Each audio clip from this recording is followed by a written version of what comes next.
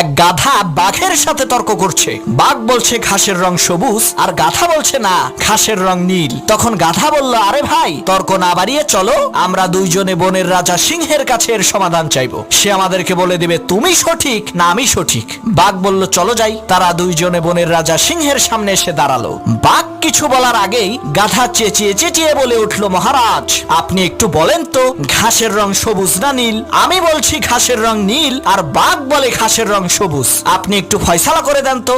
সিংহ বলে, এই ফয়সালা পরে করব, আগে বাঘের ফয়সালা করি। সিংহ বাঘকে উদ্দেশ্য করে বলল, বেটা বেকুব, তুই এই বন থেকে বের হয়ে যা, আগামী 1 মাসের মধ্যে এই বনে প্রবেশ করবি না।